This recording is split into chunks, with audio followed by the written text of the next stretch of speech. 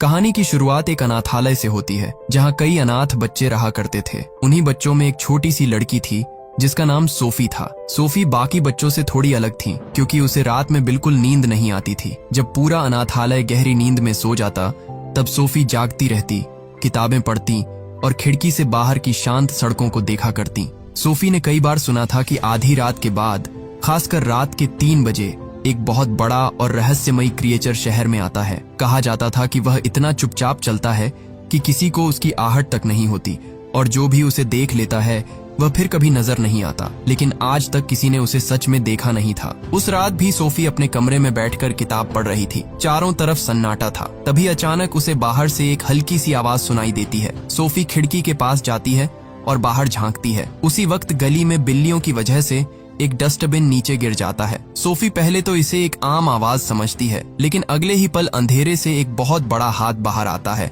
और उस डस्टबिन को सीधा कर देता है। ये देखकर सोफी की सांसें थम जाती हैं। वह समझ जाती है कि यह कोई आम इंसान नहीं बल्कि वही रहस्यमयी दैत्य है जिसके बारे में वह अब तक सिर्फ कहानियां सुनती आई थी। डर के मारे सोफी कोई आवाज नहीं करती, लेकिन तभी उस दैत्य की नजर सीधे सोफी पर पड़ जाती है। सोफी घबराकर तुरंत वापस अपने बिस्तर में भागती है और कंबल के अंदर छिप जाती है। उसे लगता है कि शायद अब वह बच जाएगी, लेकिन अगले ही पल खिड़की के बाहर वही विशाल दैत्य दिखाई देता है। वह अपना बड़ा सा हाथ अंदर डालता है और सोफी को उसके कंबल समेत उठाकर वहां से ले जाता है। अब दैत्य बड़ी सावधानी से शहर की गलियों से गुजरता है। वह हर कदम बहुत संभल कर रखता है ताकि कोई इंसान उसे देख न सके, और देखते ही देखते सोफी को लेकर इंसानों की दुनिया से बहुत दूर निकल जाता है। दैत्य देश, यही वह जगह थी जहां इंसानों से कई गुना बड़े दैत्य रहते थे। दैत्य सोफी को अपनी गुफा जैसे घर में लेकर आता है। वहां पहुंचकर वह सोफी को एक ऊंची जगह पर रख देता है ताकि वह आसानी से भाग न सके। लेकिन सोफी कोई साधारण लड़की नहीं थी। जैसे ही उसे मौका मिलता है वह धीरे धीरे वहां से निकलने की कोशिश करती है। उसकी नजर खिड़की पर पड़ती है और वह सोचती है कि अगर किसी तरह वह खिड़की तक पहुंच जाए तो शायद यहाँ से भाग सकती है। सोफी किसी तरह खिड़की तक पहुंचती है और उसे खोलने की कोशिश करने लगती है, लेकिन जैसे ही वह खिड़की खोलती है वहां रखी कुछ चीजें नीचे गिर जाती हैं। आवाज सुनते ही दैत्य को पता चल जाता है कि सोफी भागने की कोशिश कर रही है। वह तुरंत सोफी के पास आता है और उसे साफ साफ कहता है कि यहाँ से भागने का कोई रास्ता नहीं है। ये इंसानों की दुनिया नहीं बल्कि दैत्य देश है। इसके बाद वह सोफी को अपने बड़े से बर्तन में रखकर टेबल पर ले आता है। सोफी अभी भी डरी हुई थी, लेकिन तभी वह दैत्य उसे बताता है कि उसका नाम BFZ है, यानी बिग फ्रेंडली जायंट, एक बड़ा लेकिन दोस्ताना दैत्य। तभी बाहर से दूसरे दैत्यों की भयानक आवाजें सुनाई देने लगती हैं। BFZ सोफी को बताता है कि इस दैत्य देश में उसके अलावा 9 और दैत्य रहते हैं और वे सभी उससे कहीं ज्यादा बड़े, ताकतवर और खतरनाक हैं। ये सुनते ही सोफी का डर और बढ़ जाता है। वह कांपती हुई BFZ से कहती है, प्लीज आप मुझे मत खाना। लेकिन BFZ उसे शांत करते हुए कहता है कि वह उसे नहीं खाएगा क्योंकि वह बाकी दैत्यों जैसा नहीं है। वह एक अच्छा दैत्य है और इंसानों को नुकसान नहीं पहुंचाता। वह मांस नहीं खाता बल्कि सिर्फ एक बदबूदार कड़वी सब्जी खाकर जिंदा रहता है। अब सोफी थोड़ा संभलती है और उससे पूछती है, अगर आप मुझे खाना नहीं चाहते तो फिर मुझे यहाँ क्यों लेकर आए? मैं तो अनाथालय में रहती थी। BFZ उससे पूछता है, क्या तुम वहाँ खुश थी? सोफी बताती है कि वह अनाथालय में बिल्कुल खुश नहीं थी। वहाँ की मैट्रन बहुत सख्त और बेरहम थी। इसके बाद सोफी BFZ से पूछती है कि क्या बाकी दैत्य भी उसकी तरह अच्छे हैं? BFZ का चेहरा गंभीर हो जाता है। वह बताता है कि बाकी दैत्य बहुत खतरनाक और आदमखोर है। वे इंसानों को खाना समझते हैं। सोफी फिर उससे पूछती है कि अगर यहाँ इतना खतरा है तो वह उसे लेकर आया ही क्यों? तब BFZ उसे सच्चाई बताता है। वह कहता है कि सोफी ने उसे इंसानों की दुनिया में देख लिया था। अगर वह उसे वहीं छोड़ देता तो सोफी सबको बता देती कि उसने एक असली दैत्य देखा है। फिर यह बात रानी तक पहुंचती और रानी अपनी पूरी सेना के साथ दैत्य देश पर हमला कर सकती थी। अब सोफी को यकीन होने लगता है कि BFZ उसे नहीं खाएगा। उसका डर थोड़ा कम हो जाता है और वह पहले से ज्यादा हिम्मत दिखाने लगती है। इसके बाद BFZ सोफी को सख्त चेतावनी देता है कि वह कभी भी गुफा से बाहर निकलने की कोशिश न करे क्योंकि बाहर घूमने वाले बाकी दैत्य बेहद खतरनाक और आदमखोर है। अगर उनमें से किसी ने भी सोफी को देख लिया तो वह उसे जिंदा निगल जाएंगे। BFZ साफ कह देता है कि अब सोफी को हमेशा यही रहना होगा। उसकी बात सुनकर सोफी परेशान हो जाती है, लेकिन BFZ के चेहरे पर भी एक अलग ही डर नजर आ रहा था। कुछ देर बाद BFZ सोफी को एक बड़े से बैरल में सुला देता है और उसे आराम करने के लिए कहता है। जैसे ही सोफी सो जाती है बीएफजी चुपचाप वहां से निकलता है और एक झरने के पीछे छिपे रास्ते से होते हुए अपने गुप्त कमरे में पहुंचता है। ये कमरा किसी जादुई दुनिया से कम नहीं था। चारों तरफ रंग बिरंगी चमकती हुई बोतलें रखी थीं, लेकिन ये कोई साधारण बोतलें नहीं थीं। इन बोतलों के अंदर अलग अलग तरह के सपने कैद थे, जिन्हें बीएफजी पकड़ कर लाता था और फिर इंसानों की दुनिया में जाकर सोते हुए बच्चों को देता था। इसी दौरान बीएफजी एक लाल रंग की बोतल निकालता है और उस सपने पर कुछ अजीब सा काम करने लगता है। उधर सोफी अचानक नींद से जाग जाती है। वह देखती है कि बीएफजी नीचे गहरी नींद में सो रहा है और उसके जोरदार खर्राटों से पूरा कमरा हिल रहा है। सोफी को लगता है कि भागने का इससे अच्छा मौका उसे दोबारा नहीं मिलेगा। वह धीरे धीरे उठती है। किसी तरह वह खिड़की खोलने में कामयाब हो जाती है और नंगे पांव बाहर निकलकर पूरी ताकत से भागने लगती है। लेकिन कुछ ही दूर जाते ही जमीन के नीचे से एक विशाल हाथ बाहर आता है और सोफी को ऐसे उठा लेता है जैसे कोई छोटा सा चूजा हो। सोफी डर के मारे चीखने लगती है और बीएफजी की गुफा की तरफ देखते हुए मदद मांगती है, लेकिन इस बार बीएफजी उसकी मदद करने के बजाय चुपचाप गुफा का दरवाजा बंद कर लेता है। अगले ही पल वह भयानक दैत्य सोफी को अपने मुंह के करीब लाता है और उसे निगल जाता है। तभी सोफी जोरदार चीख के साथ नींद से जाग जाती है। असल में यह सब सच नहीं था, बल्कि एक डरावना सपना था। बीएफजी ने खुद यह सपना सोफी के लिए बनाया था ताकि वह समझ सके कि गुफा के बाहर की दुनिया सच में कितनी खतरनाक है। इसी बीच सोफी की नजर बीएफजी के बनाए एक अजीब से जूस पर पड़ती है। बीएफजी उसे बताता है कि इस जूस का नाम फ्रॉबस्कॉटल है। ये कोई आम ड्रिंक नहीं थी, बल्कि दैत्यों की दुनिया की सबसे अजीब चीजों में से एक थी। सोफी को फ्रॉबस्कॉटल देखकर बहुत अजीब लगता है, क्योंकि आमतौर पर किसी भी ड्रिंक के बुलबुले ऊपर की तरफ जाते हैं और उसे पीने के बाद डकार आती है, लेकिन इस जूस में बुलबुले ऊपर नहीं बल्कि नीचे की तरफ जा रहे थे। उसे इस अजीब जूस की असली ताकत का अंदाजा हो जाता है। अचानक चिंगारियों और बिजली जैसी आवाजों के साथ एक जोरदार धमाका होता है। ये धमाका इतना तेज था कि उसकी आवाज पूरी गुफा में गूंज जाती है। इस शोर को सुनकर वहां एक बेहद खतरनाक दैत्य आ जाता है। वह बाकी आदमखोर दैत्यों से भी ज्यादा डरावना था और उन सभी 9 दैत्यों का सरदार था। उसका नाम था फ्लैश लम्पीटर। उसकी सूंघने की शक्ति इतनी तेज थी कि वह दूर से ही इंसान की मौजूदगी भांप सकता था। फ्लैश लम्पीटर जैसे ही गुफा में आता है, उसे तुरंत इंसान की खुशबू महसूस होने लगती है। सोफी उसे देखकर डर के मारे पीछे छिप जाती है, लेकिन फ्लैश लम्पीटर को यकीन हो जाता है कि यहाँ कहीं न कहीं कोई इंसान जरूर मौजूद है। डर के मारे सोफी जल्दी से उस बदबूदार कड़वी सब्जी के अंदर छिप जाती है, जिसे बीएफजी मजबूरी में खाया करता था। लेकिन जैसे ही वह उस सब्जी को सूंघता है, उसे उसमें इंसान जैसी खुशबू आने लगती है, इसलिए वह उसी बदबूदार कड़वी सब्जी को खाने लगता है। तभी अचानक सोफी का पैर बाहर दिख जाता है और बीएफजी समझ जाता है कि सोफी उसी सब्जी के अंदर फंसी हुई है। बीएफजी बिना घबराए चालाकी से फ्लैश लम्पीटर को रोक लेता है। वह उसे याद दिलाता है कि उसे सब्जियों से नफरत है और वह सिर्फ मांस खाने वाला दैत्य है। ये सुनते ही फ्लैश लम्पीटर गुस्से में उस सब्जी को फेंक देता है और फ्रॉबस्कॉटल उठाकर गुफा से बाहर चला जाता है। उसके जाते ही बीएफजी तुरंत सोफी को बाहर निकालता है।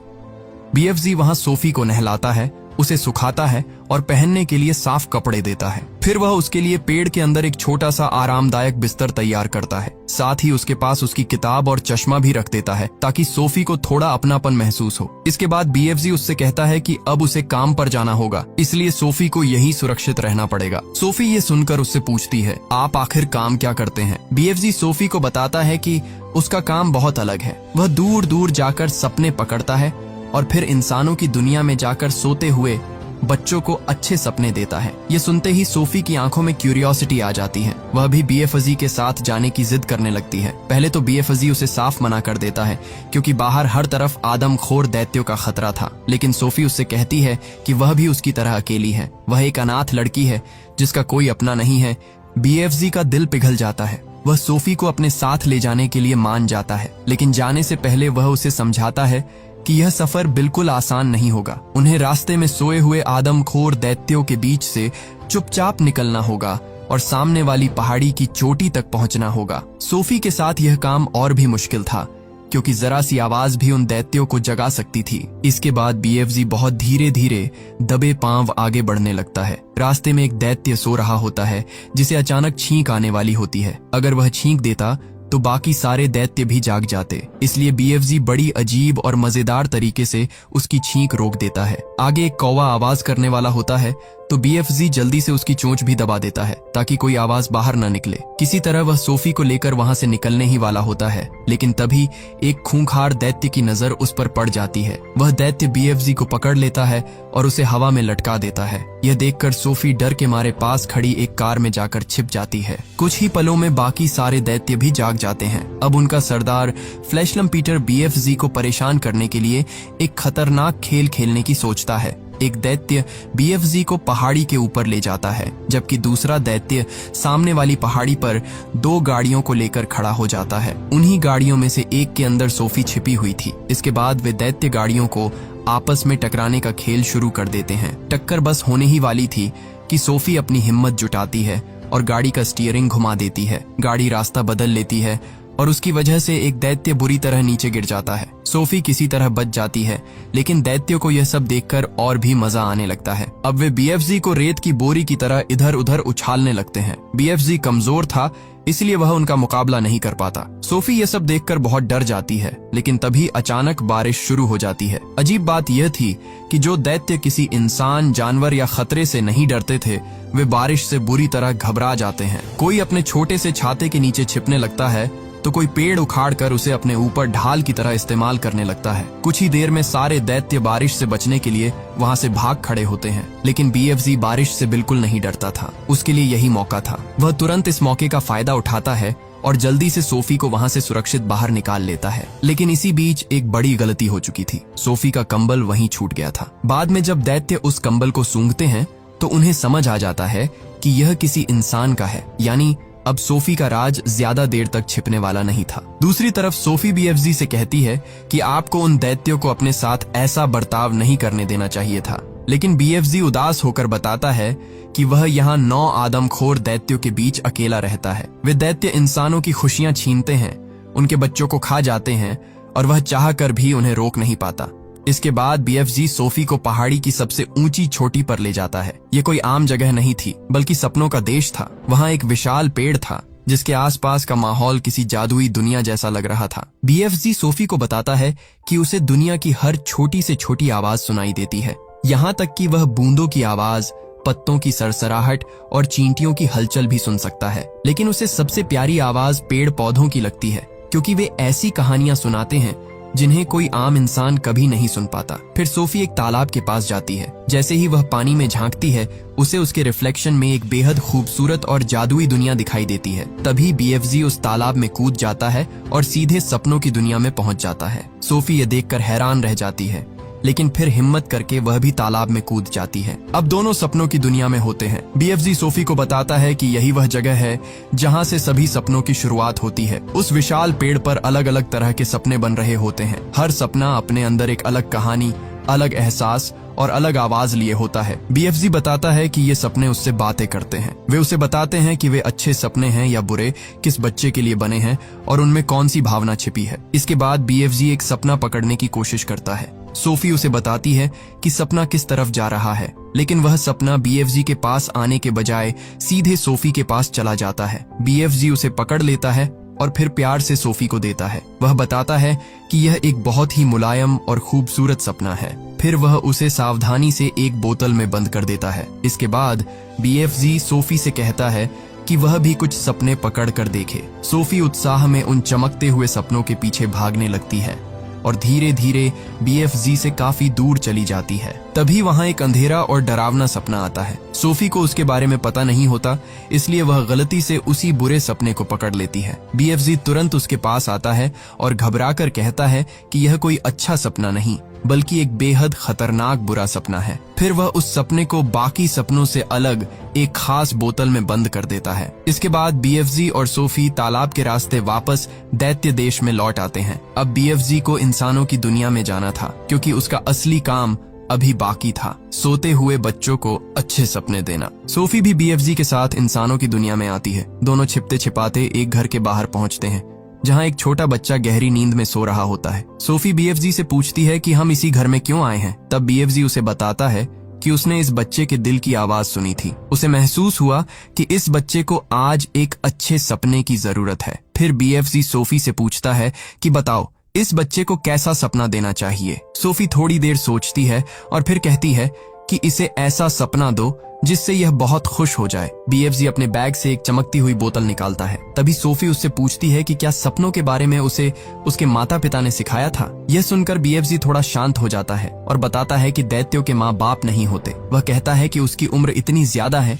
जितनी शायद इस धरती की उम्र हो। इसके बाद बीएफजी अपने लंबे ट्रम्पेट की मदद से वह सपना धीरे से उस बच्चे के कमरे में फूंक देता है। सपना बच्चे के अंदर चला जाता है और कुछ ही पलों में उसके चेहरे पर मुस्कान आ जाती है। बच्चा नींद में ही खुशी से मुस्कुराने लगता है। ये देखकर सोफी भी बहुत खुश हो जाती है क्योंकि पहली बार उसने देखा था कि बीएफजी का काम कितना खूबसूरत है। इसके बाद दोनों वापस दैत्य देश की तरफ लौटने लगते हैं, लेकिन रास्ते में उन्हें बाकी आदमखोर दैत्य दिखाई देते हैं। वे इंसानों की दुनिया में बच्चों का शिकार करने निकले थे। उन्हें देखकर बीएफजी तुरंत छिप जाता है क्योंकि वह जानता था कि वह अकेले उन सबको रोक नहीं सकता। इसी दौरान सोफी को याद आता है कि उसका कंबल उसके पास नहीं है। वह बीएफजी से कहती है कि उसका कंबल कहीं खो गया है। बीएफजी अपनी जेबें चेक करता है लेकिन कंबल उसके पास भी नहीं होता। तब सोफी कहती है कि शायद वह कंबल दैत्य देश में ही छूट गया होगा। यह सुनते ही बीएफजी परेशान हो जाता है क्योंकि अगर बाकी दैत्यों को वह कंबल मिल गया तो वे उसकी खुशबू से समझ जाएंगे कि दैत्य देश में कोई इंसान आया था, और अगर उन्हें सोफी के बारे में पता चल गया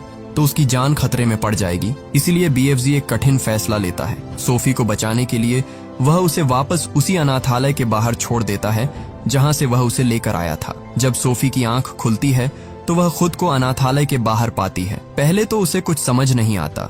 उसे लगता है कि शायद यह सब एक सपना था, लेकिन तभी छिपा हुआ बीएफजी उससे बात करता है और कहता है कि वह अपना कंबल दैत्य देश में छोड़ आई है। अब बाकी दैत्यों को उसके बारे में पता चल सकता है, इसलिए उसका बीएफजी के साथ रहना सुरक्षित नहीं है। सोफी उसे रोकने की कोशिश करती है। वह कहती है कि उसे कुछ नहीं होगा क्योंकि अब वे दोनों अच्छे दोस्त बन चुके हैं। सोफी बीएफजी से दूर नहीं जाना चाहती थी। तभी बीएफजी उसे अपने अतीत की एक दर्दनाक बात बताता है। वह कहता है कि बहुत पहले सोफी की तरह उसका एक और इंसानी दोस्त था। उसे किताबें पढ़ना बहुत पसंद था और उसी ने बीएफजी को पढ़ना सिखाया था।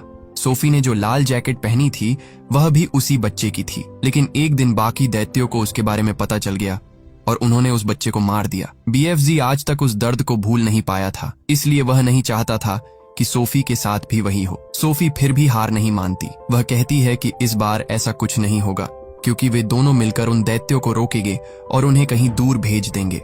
लेकिन बीएफजी उसकी बात नहीं मानता। वह अपना बैग उठाता है और वहां से जाने लगता है। सोफी उसे रोकने की बहुत कोशिश करती है, लेकिन बीएफजी पीछे मुड़कर नहीं देखता। सोफी उदास होकर वापस अनाथालय में चली जाती है। वह अपने कमरे में जाकर बिस्तर पर लेटती है, लेकिन उसके दिमाग में बार बार बीएफजी की ही बातें घूम रही थीं। तभी उसे बीएफजी की एक बात याद आती है कि वह दिल की आवाज भी सुन सकता है। सोफी को यकीन हो जाता है कि बीएफजी अभी भी कहीं आसपास ही है और उसकी आवाज सुन सकता है। इसी भरोसे के साथ वह खिड़की के पास जाती है और बिना डरे नीचे छलांग लगा देती है। बीएफजी उसे गिरने से पहले ही अपने हाथों में पकड़ लेता है। अब बीएफजी को भी समझ आ जाता है कि सोफी कोई आम बच्ची नहीं है। वह सच में बहादुर है और किसी खतरे से डरने वाली नहीं। इसके बाद बीएफजी सोफी को अपने साथ वापस दैत्य देश ले जाता है। वहां दोनों मिलकर सोचने लगते हैं कि आखिर उन आदमखोर दैत्यों को कैसे रोका जाए। लेकिन तभी बाहर से दैत्यों के आने की आवाज सुनाई देती है। बीएफजी तुरंत सोफी को अपने घर के अंदर बने उसी पेड़ में छिपा देता है। कुछ ही देर में सारे दैत्य वहां पहुंच जाते हैं। बीएफजी उन्हें वहां से जाने के लिए कहता है, लेकिन तभी फ्लैशलम पीटर सोफी का कंबल दिखाता है और कहता है कि वे यहाँ से तभी जाएंगे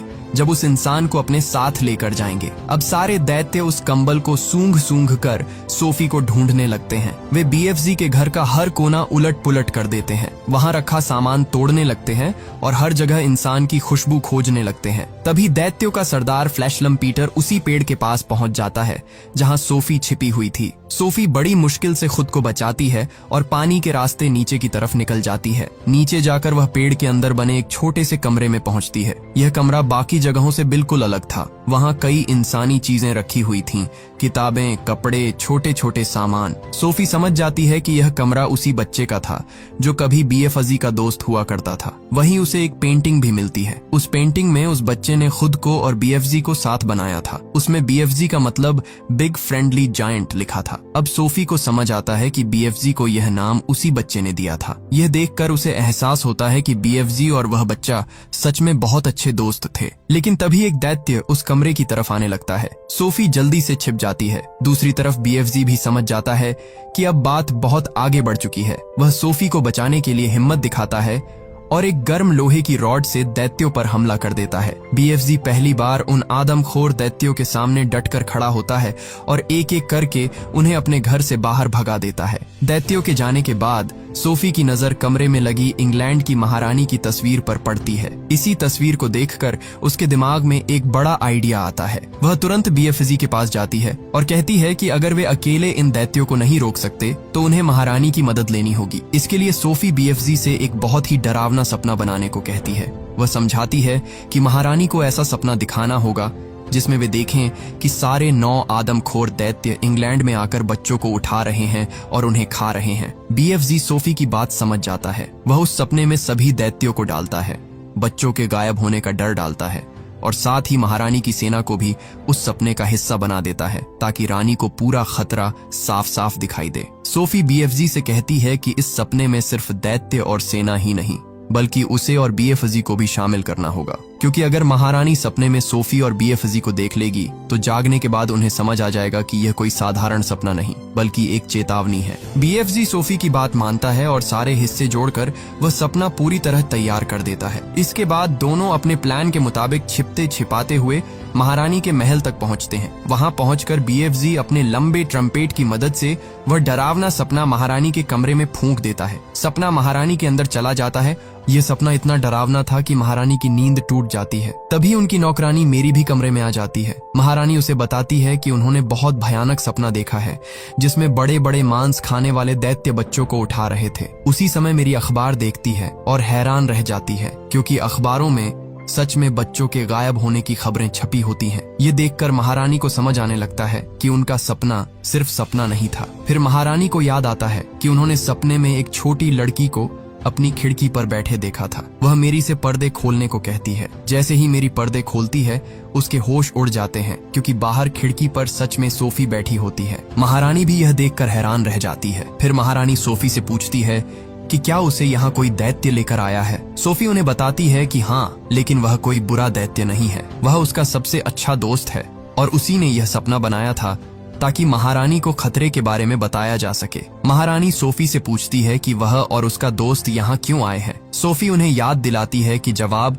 उन्हें अपने सपने में मिल चुका है। तभी महारानी को पूरा प्लान याद आ जाता है। अब महारानी बीएफजी को बुलाने के लिए कहती है। इसके बाद सोफी बाहर खड़े बीएफजी को आवाज देती है। पहले तो बीएफजी बहुत डरता है क्योंकि इंसानों और सैनिकों के सामने आने का उसे कोई अनुभव नहीं था, लेकिन सोफी पर भरोसा करके वह हिम्मत जुटाता है और धीरे धीरे सामने आ जाता है। बीएफजी को देखते ही सैनिक घबरा जाते हैं और अपनी बंदूकें उसकी तरफ तान देते हैं। सोफी तुरंत महारानी को उनका वादा याद दिलाती है। तब महारानी सैनिकों को हथियार नीचे करने का आदेश देती है। सैनिक तुरंत अपनी बंदूकें नीचे कर लेते हैं। इसके बाद बीएफजी महारानी के पास आता है और बहुत सम्मान के साथ उनसे मिलता है। फिर महारानी तैयार होकर नीचे आती है जहां बीएफजी के लिए खास इंतजाम किया जाता है। उसे एक बहुत बड़ी टेबल पर बिठाया जाता है और तरह तरह का खाना परोसा जाता है। बीएफजी पहली बार इतना स्वादिष्ट खाना खाता है। इसी दौरान महारानी अपने जनरलों और अधिकारियों को भी बुला लेती है। वह उन्हें बताती है कि उन्होंने बीएफजी और सोफी से वादा किया है कि वे उन आदमखोर दैत्यों को रोकेगी।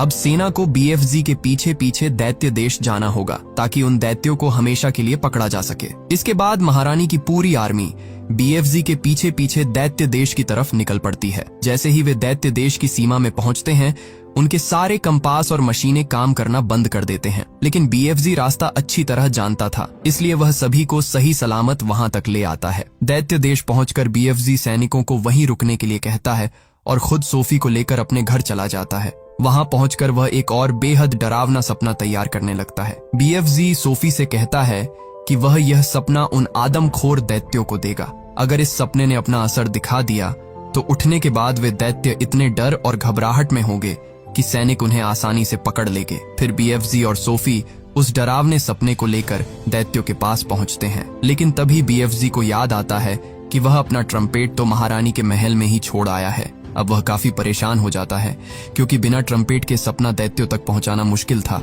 लेकिन सोफी हिम्मत नहीं हारती। वह उस सपने का जार लेकर खुद ही धीरे धीरे सोए हुए दैत्यों के पास जाने लगती है। बीएफजी उसे रोकने की कोशिश करता है, लेकिन तभी एक दैत्य की आंख खुलने लगती है। हालात बिगड़ते देख सोफी तुरंत जार तोड़ देती है। जार टूटते ही वह डरावना सपना आजाद हो जाता है और एक एक करके सभी दैत्यों के अंदर जाने लगता है। सपना अपना असर दिखाने लगता है। बाकी दैत्य नींद में ही डरने, घबराने और अजीब हरकतें करने लगते हैं। उन्हें ऐसा महसूस होने लगता है जैसे उनके अपने किए हुए पाप अब उनके सामने आ गए हों। लेकिन उनका सरदार फ्लैश लम्पीटर सबसे ताकतवर था। वह उस सपने को अपने अंदर घुसने से रोक देता है और उसे खत्म कर देता है। इसलिए उस पर सपने का कोई असर नहीं होता। जैसे ही उसे सोफी दिखाई देती है, वह गुस्से में उस पर हमला करने के लिए आगे बढ़ता है। तभी बीएफजी बीच में आकर सोफी को बचा लेता है। फ्लैश लम्पीटर अब बीएफजी पर भी हमला करने लगता है, लेकिन इसी समय महारानी की सेना अपना ऑपरेशन शुरू कर देती है। सैनिक दैत्यों पर जाल और हथियारों की मदद से हमला करते हैं और एक एक करके सभी आदमखोर दैत्यों को पकड़ने लगते हैं। कुछ ही देर में पूरी सेना मिलकर उन सभी खतरनाक दैत्यों को काबू में कर लेती है। फिर हेलीकॉप्टर की मदद से उन्हें दैत्य देश से बहुत दूर ले जाया जाता है और समुद्र के बीचों बीच एक सुनसान आइलैंड पर छोड़ दिया जाता है, ताकि वे कभी वापस आकर इंसानों को नुकसान न पहुंचा सके। उस आइलैंड पर खाने के लिए कुछ भी नहीं था, इसलिए महारानी वहां उसी बदबूदार कड़वी सब्जी के ढेर सारे बीज गिरवा देती है, जिसे बीएफजी मजबूरी में खाया करता था। अब उन आदमखोर दैत्यों के पास जिंदगी भर वही खराब सब्जी खाने के अलावा कोई रास्ता नहीं बचता। ये देखकर वे सभी रोने और चिल्लाने लगते हैं। इसके बाद सोफी की जिंदगी भी पूरी तरह बदल जाती है। महारानी की नौकरानी मेरी सोफी को गोद ले लेती है। अब सोफी को एक नया घर, नया परिवार और एक सुरक्षित जिंदगी मिल जाती है। वही बीएफजी वापस अपनी दुनिया में लौट जाता है, लेकिन सोफी और बीएफजी की दोस्ती कभी खत्म नहीं होती। जब भी सोफी को बीएफजी की याद आती, वह अपने दिल से उससे बातें करती, क्योंकि बीएफजी दुनिया की हर फुसफुसाहट सुन सकता था। और इसी तरह एक अकेली अनाथ लड़की और एक अकेले दैत्य की दोस्ती ने इंसानों की दुनिया को उन आदमखोर दैत्यों से हमेशा के लिए बचा लिया।